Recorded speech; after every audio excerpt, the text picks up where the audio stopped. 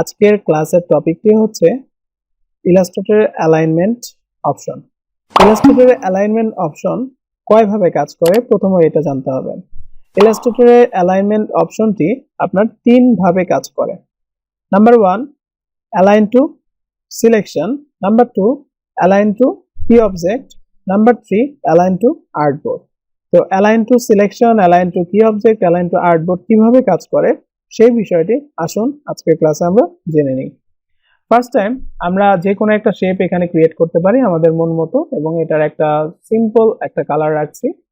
ওকে, তো আমরা এখান থেকে একটি এরকম বক্স বানিয়েছি। বক্সটি বানানোর পর এটাকে আমি অল্টার চাপ দিয়ে ধরে কয়েকটা কপি নিচ্ছি। ওকে, দ্যাটস এনাফ। এই যে আমি কপিটি নিয়েছি, আমি কি করব, একটা ক্লিক করছি তাহলে আমি একটা ধরতে পারবো। কিবোর্ড থেকে শিফট চাপ দিয়ে ধরে আরেকটা ক্লিক করলে আরেকটা ধরতে পারবো। এভাবে শিফট চাপ দিয়ে ধরে ধরে আপনি সবগুলো সিলেক্ট করতে পারবেন। তো এত কষ্ট করার আপনার দরকার নেই, একবারে আপনি সিলেকশন টুল দিয়ে এভাবে টান দিয়ে সিলেক্ট করলেই সম্পূর্ণটা সিলেক্ট হবে। এবার উপরের দিকে দেখুন, আমার এখানে কিছু অপশন ভিজিবল বা দেখা যাচ্ছে।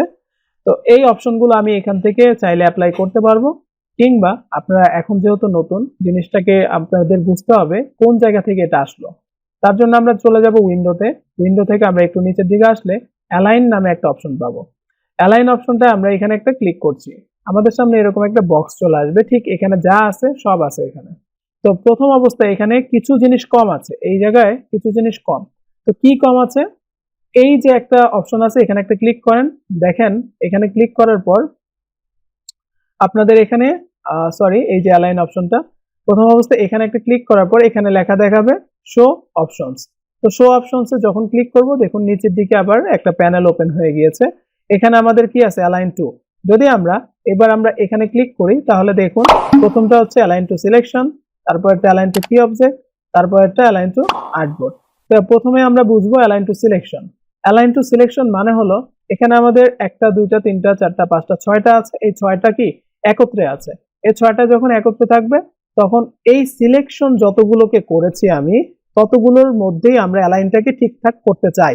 তো তার জন্য আমরা এখন কি করব, দেখুন এটা আমার ভার্টিক্যালি সেন্টার করতে হবে, হরিজন্টালিও সেন্টার করতে হবে। এই মুহূর্তে আসি কই, এই দেখুন এখানে কিন্তু টিক দেয়া। তো আমরা এখন এখান থেকে যদি উপরে নিচে ঠিক করতে চাই তাহলে আমরা এখানে একটা ক্লিক করছি, উপরে নিচে ঠিক হয়ে গেল। ডানে বামে আমরা ঠিক করতে চাই তাহলে আমরা হরিজন্টালি যদি ডিস্ট্রিবিউট সেন্টার করি তাহলে দেখুন এই সিলেকশনের যতটুকু এরিয়া ছিল তার মধ্যে এটা ঠিকঠাক হয়ে গিয়েছে। ওকে, বিষয়টি প্রথম একবার দুইবার আপনাদের প্রবলেম হবে, একটু প্র্যাকটিস করলেই জিনিসটা ক্লিয়ার হয়ে যাবেন। খুব একটা বেশি কঠিন কিছু না। তো অ্যালাইন টু সিলেকশনের ব্যাপারটা বুঝলাম যে অ্যালাইন টু সিলেকশন করতে হলে অবশ্যই এটা ঠিক দিয়ে আমাদের উপরে নিচে ঠিক করতে হলে এখানে এসে একটা ক্লিক করব, ডানে বামে ঠিক করতে হলে এখানে একটা ক্লিক করব। এটা হচ্ছে বলে ভার্টিক্যাল অ্যালাইন সেন্টার, এটাকে বলে হরিজন্টাল অ্যালাইন সেন্টার। তারপর আবার আমি কন্ট্রোল জেড দিয়ে আগের অবস্থায় গেলাম। এবার আমি সেম কাজটি করছি, সম্পূর্ণটাকে ধরলাম।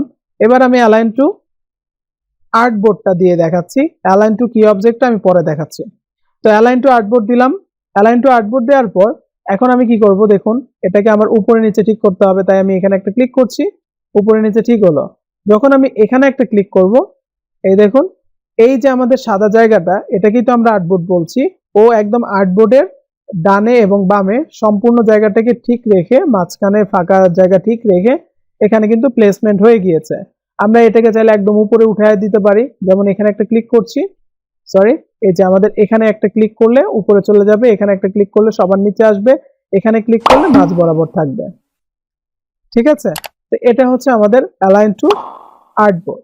এবার অ্যালাইন টু কি অবজেক্টটা কিভাবে কাজ করে, আমরা অনেক সময় কিছু কাজ করব যে আমাদের একটা লোগো আছে, সাপোজ আমি এখানে লিখলাম LOGO লোগো। লেখার পর এটাকে আমি একটু বড় করছি যাতে আপনারা বুঝতে পারেন। আর এটার উপরে আমি এরকম একটা আইকন কিংবা শেপ দিয়েছি, এটা হচ্ছে আমার লোগোর আইকন কিংবা শেপ। তো এটা আমার এরকম বাঁকা করা, ঠিক আছে, এটা কিন্তু মাঝ বরাবর নেই। তো আমি এটাকে এখানে রেখেছি। আপনি এটাকেও সিলেক্ট করবেন, শিফট চাপ দিয়ে এটাতেও একটা ক্লিক করবেন, তার মানে কি দুইটা এখন সিলেক্ট হয়েছে। আমি চাচ্ছি আমার এটা এর জায়গায় থাকবে, শুধু এটা এর মাঝ বরাবর চলে আসবে। তাহলে আমরা এখানে এসে অথবা উপর থেকেও কাজটি করতে পারবো। তো যখন আপনি এখান থেকে পাবেন সরাসরি এখান থেকেও করতে পারবেন, যখন এখানে না থাকবে তখন আপনি অ্যালাইন অপশনটা নিয়ে এসে কাজ করবেন। তো আমরা এখানে ক্লিক করে এই অ্যালাইন টু কি অবজেক্টে যখনই দিব, লক্ষ্য করবেন একটা আপনার বোল্ড হয়ে যাবে, একটু নীল কালার বর্ডার চলে আসবে। দেখুন, এই দেখুন আপনার লেখার মধ্যে নীল কালার বর্ডার আসছে। যখন এটার মধ্যে বর্ডার আসবে তার মানে এটা এখন সিলেক্ট করা, এই যে শেপটা এটা চলে আসবে এটার মাঝখানে। তো আমি চাচ্ছি না, এটা আমার জায়গায় থাকুক, এটাতে আমি ক্লিক করব। দেখুন এটা চলে গেছে এটাতে, তার মানে এটা এখন এটা এখানেই থাকবে, এটার মাঝখানে আমার লেখাটা চলে আসবে। তো আমরা এখন কোথায় ক্লিক করব? এখানে একটা ক্লিক করছি। এই দেখুন ও ওর জায়গায় ছিল, এখন যখনই আমি এটাকে এখানে একটা ক্লিক করলাম হরিজন্টালি, তখন কিন্তু ও আবার কি করলো, ওর এই মাঝ বরাবর চলে আসছে। তো আমরা এটাতে ক্লিক করে দিলে এটাই আমার সিলেক্ট থাকবে, তারপর আমি এভাবে ক্লিকটা করব। ওকে, তবে একটা জিনিস লক্ষণীয় বিষয়, আপনি যতবার এখানে কাজ করবেন ততবার এখান থেকে চেক করে দেখবেন এটা আছে কিনা, কারণ এটা একবার যখন অ্যাপ্লাই করে ফেলেন অটোমেটিক এটা আবার চলে যায়। চলে গেলে আপনার তো পরে দেখবেন যে আপনি সারাদিন কাজ করতেছেন, এখানে ক্লিক করতেছেন, কাজ হচ্ছে না। তাই আমরা এখানে যাব, আবার এটা সিলেক্ট করলাম, আমরা এভাবে ডানে বামে উপরে নিচে ঠিক করে দিতে পারবো। ওকে, আমি আবার এটাকে বাঁকা রাখছি, এই দুইটাকে ধরলাম, অ্যালাইন টু কি অবজেক্টে গেলাম, এটা আমার দরকার নেই, এটাকে ধরলাম, এখানে এসে একটা ক্লিক করলাম, দেখুন এটার মাঝখানে চলে আসছে। তো এটা আমাদের অনেক সময় কাজে দরকার, তো তার জন্য আমরা এই বিষয়টা আগে জেনে নিলাম। ওকে, আশা করি আপনারা বিষয়টি ক্লিয়ারলি বুঝতে পেরেছেন। তো অ্যালাইন অপশনটি আমরা তো দেখতে পারলাম বা বুঝতে পারলাম। তো বন্ধুরা, এই হচ্ছে আজকের ক্লাসটি, আমরা এখানে অ্যালাইন অপশন নিয়ে কথা বলেছি। ইনশাআল্লাহ নেক্সট ক্লাসে আরো কিছু বিষয় রয়েছে, সেই বিষয়গুলো নিয়ে কথা বলবো।